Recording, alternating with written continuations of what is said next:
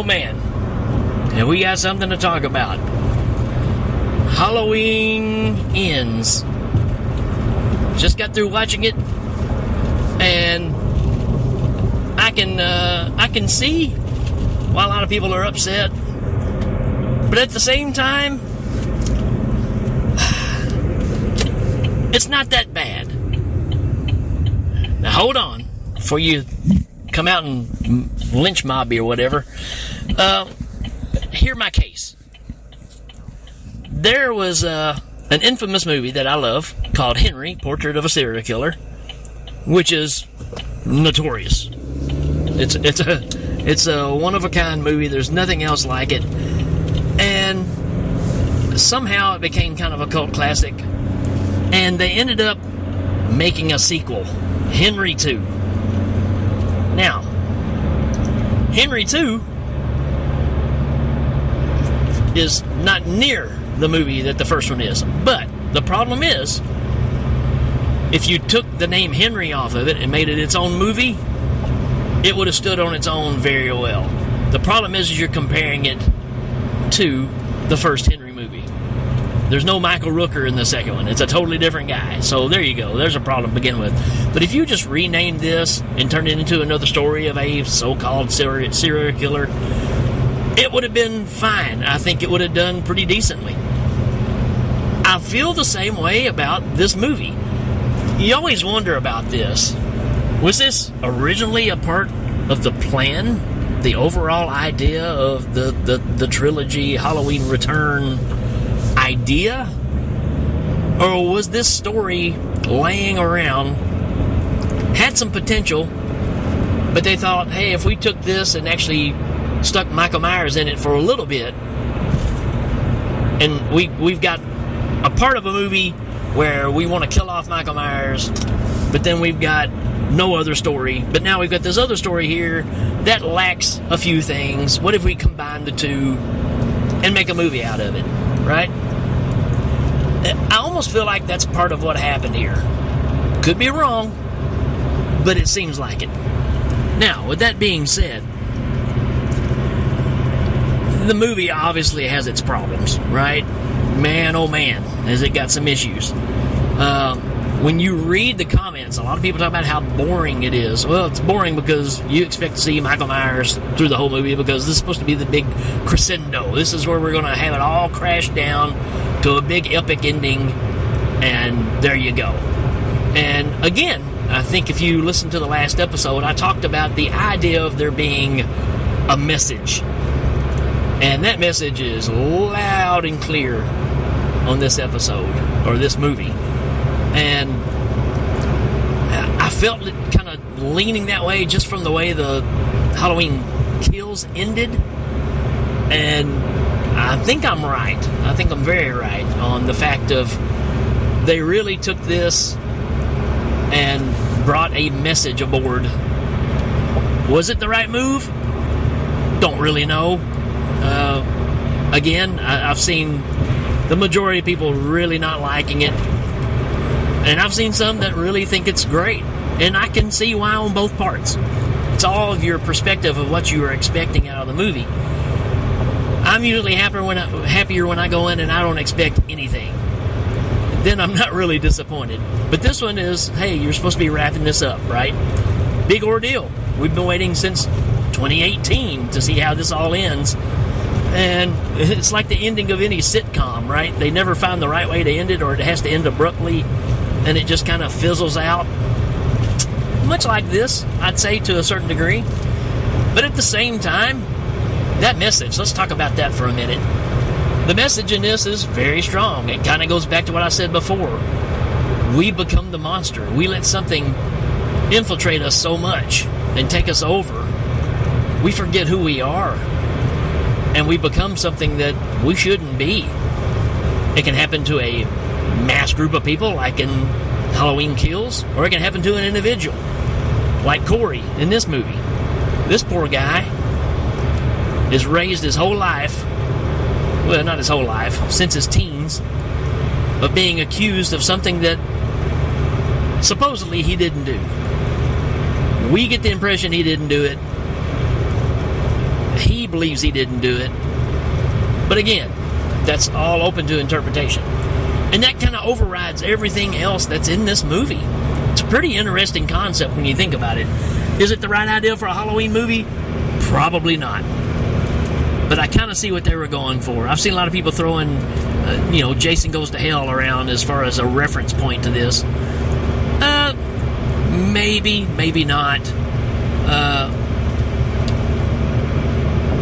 Needless to say, at the end of Halloween Kills, we see Michael jumping up, taking care of some business, doing a little TBC, or TCB. It's TCB, baby. Taking care of business. And lo and behold, he just crawls down in a sewer line, a manhole, down by the river. He lives in a manhole down by the river.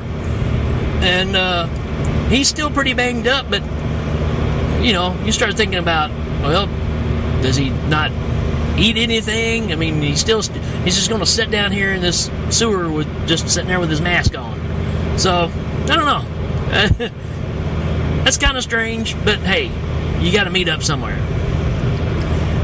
I think one of the bigger problems in this movie, I get the whole idea with Corey, right? Because you can look at Nightmare on Elm Street Part 2, you can look at all these different references of the person that's been pushed over the edge. Well, even Friday the 13th Part 4, right? You got Corey Feldman's going to, turn into Jason, you think, anyways. So, that same idea of it consuming somebody and turning them into something they're not, is it based off derangement or not? Who knows? But the biggest problem, not the fact that we've kind of seen that story before, but I think the real problem is this is supposed to be pretty current time as far as storytelling, that the biggest issue we have is Corey is being picked on by a group of kids. One of them's even wearing a band marching uniform, so you know that they're really baddies at the school. A group of kids riding around in a late 80s Chrysler LeBaron convertible. Now, when I think of mean kids, this is what I think of. They're driving a car that's, almost 40 years old, and they're a threat to this kid, right? And it may be because Corey is so low on the totem pole because nobody in town likes him. They're all disappointed with what he's done, assume that he's guilty. So he's got this bad aura around him, and he's kind of recluse. So maybe he's just easy pickings for these people, but it's that whole scenario of getting pushed too far and Corey snapping. And lo and behold, the survivor from Halloween Kills, which is Jamie Lee Curtis's granddaughter, ends up having the hots for Corey. So that gets built into the story. So again, if you're expecting Michael Myers, you're not getting much of it, right? This is a totally different story. And so they have their issues of getting together. It's very Karate Kid-ish in a way, right? Because they want to get together, but they can't, and kids are beating him up, and I mean, it's almost that story to a certain degree. They do rough him up pretty bad, but you do see him snap from time to time and show anger that could be dangerous to even himself. So you're taking this ride with him, and I think, again, this is where everybody gets lost, because they're not interested in this guy. He's a brand new character through all of this. You don't care. Where's the big finale showdown? We want an hour and a half to 2 hours of nothing but Michael and Jamie Lee Curtis battling it out, and you're not getting anything near that. Eventually, Corey ends up down in the sewer somehow, and I'm sure there's people that can tell you exactly what happened, but it's really not that important. He ends up running into Michael, and it's kind of a weird thing here where does Michael kill him, but Michael sees something in his eyes, almost like he shares the same pain or he recognizes the pain that the boy's going through, almost like he can see the psychosis going on. And he kind of, I don't want to say takes him under his wing, but they become kind of partners in a weird way. Now, everybody was okay with this when Luke Skywalker is in Dagobah and he goes and fights Vader, even though it's not really Vader, and he cuts off the thing and it's its own face inside of Vader's helmet. This scene to me is very reminiscent of that kind of thing, because you're wondering, are they telling you here that it's the spirit of Michael entering the boy, not necessarily Michael really being there, which plays off. If it was that way, that'd be one thing. Problem is later on he does show up, so he's not a ghost, he's not a spirit. So who knows? I mean, maybe the evil incarnate thing, and he can, just bid his will, and that's what happens. Don't really know. But from that point on, let's face it. I mean, you may not care for this movie, or you may care for it, but these kills in this, pretty dang brutal. So he ends up, Corey that is, going back, dressing up like Michael, and going after all the people that have either done him wrong or mistreat him. He just snaps and becomes MM Jr. So that's kind of where you're at with this. Again, very reminiscent to a lot of the movies I brought up earlier, except you don't have the inner struggle till later on when he finally realizes that this is not what he should be doing. But when it comes down to it, he eventually shows up at Jamie Lee Curtis's house, which she's the one that hooked her granddaughter and this guy up together. And he feels like he's going to finish off Michael's work. So is Michael controlling him to go finish the job? Well, that would have been an interesting twist too, but no, Michael shows up and squishes Corey's head. So I guess they're no longer best buddies. So that's throws you a little bit too, right? And then you do get the battle that you're kind of interested in, and it doesn't last near as long as you would expect. But I have to hand it to Jamie Lee Curtis, because this is a very physical act here. I'm assuming she did a lot of it. I don't think there's much stunt work that she wouldn't have done herself. Could be wrong on that. But I thought the battle at that point was pretty good. Not quite as a big showstopper for an ending that I would have expected. But again, I think the battle is fine. I think it's a good confrontation of the two.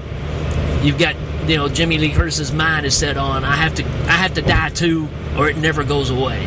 So that's an interesting twist too, which, again, not that uncommon. But she feels like that they both have to be gone for this to leave the town. And again, there's that message creeping in of it's more than just a serial killer. It's what it's done to the whole community, the whole town, the whole society.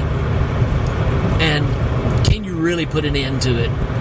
So, with that being said, I'm totally fine with the ending of it. The fact that the town gathers together once more, and all the police and everybody, they take his body and go grind him up for hamburger meat at the end. That's kind of his burial. And that's kind of the end. And then it's like Jamie Lee Curtis's character is finally starting to move on with her life. And she's interested in the deputy, which, has all the flashbacks from earlier on, and they have a good connection, but I think she denies herself of everything through the majority of this movie, well, through all the movies, really, because of what's happened and what alarm and what danger it puts everybody in, even though she did have kids and grandkids and all that stuff. But it's like she can hit that reset button again and get back to living life. So, again, there's some good qualities if you look at this movie from a different point. But is it a good Halloween movie? It's pretty weak. And but I don't hate it. Again, I'm just kind of in between, and I kind of felt that way from the first movie all the way through these.